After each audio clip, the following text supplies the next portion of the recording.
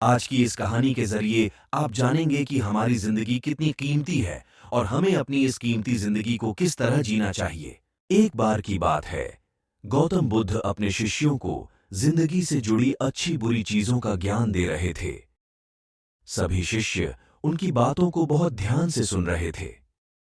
उन सभी में एक शिष्य ऐसा था जिसे प्रश्न पूछने की बहुत आदत थी। वो उठकर गौतम बुद्ध के पास गया और उनसे बोला, आप हमें जिंदगी के बारे में जो कुछ सिखा रहे हैं उस सब का क्या फायदा, क्योंकि हम में से बहुत से बच्चों को ये भी नहीं पता कि हमारे जीवन का मूल्य क्या है और ये जीवन हमारे लिए कितना कीमती है।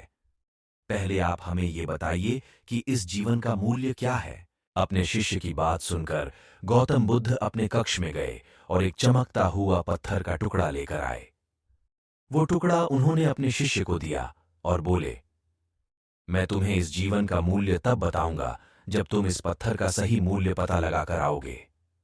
साथ ही ये ध्यान रखना कि तुम्हें ये पत्थर का टुकड़ा किसी को बेचना नहीं है। गौतम बुद्ध की बात मानकर वो शिष्य बाजार की तरफ चला गया।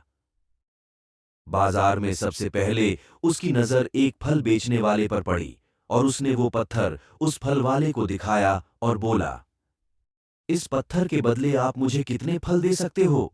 फल वाला बोला, ये पत्थर कुछ खास तो नहीं है, लेकिन फिर भी इसके बदले में तुम्हें 10 केले दे सकता हूं। वो शिष्य उस पत्थर को लेकर आगे चला गया। फिर उसे एक सब्जी वाला मिला। शिष्य ने उस सब्जी वाले से उस पत्थर की कीमत पूछी। सब्जी वाले ने उस पत्थर को ध्यान से देखा और बोला, इस पत्थर की कीमत के बदले में तुम्हें ज्यादा से ज्यादा एक बोरी भरकर सब्जियां दे सकता हूं। इसके बाद वो शिष्य उस पत्थर को लेकर एक सोने के व्यापारी के पास गया। उस पत्थर की टुकड़े की चमक देखते ही उस सुनार ने उसकी कीमत 100 सोने के सिक्के लगाई। शिष्य ने वो टुकड़ा बेचने से मना किया तो वो सुनार उसके बदले 200 सोने के सिक्के देने को भी राजी हो गया, लेकिन शिष्य ने वो पत्थर नहीं बेचा। इसके बाद वो शिष्य एक हीरों के व्यापारी के पास गया और उनके सामने उसने वो पत्थर के टुकड़े को रख दिया। उस पत्थर को देखते ही हीरों के व्यापारी ने एक साफ कपड़ा बिछाया, उस पत्थर को उसके ऊपर रखा, फिर उसकी परिक्रमा की और हाथ जोड़कर उस पत्थर को कपड़े में लपेटते हुए वो बोला, तुम जिसे मामूली पत्थर समझकर उसकी कीमत पूछ रहे हो, असल में ये एक बेशकीमती रूबी है। ऐसा रूबी हर किसी को नहीं मिलता। मैं अगर अपना सब कुछ बेच भी दूं तो भी इसकी कीमत नहीं चुका सकता।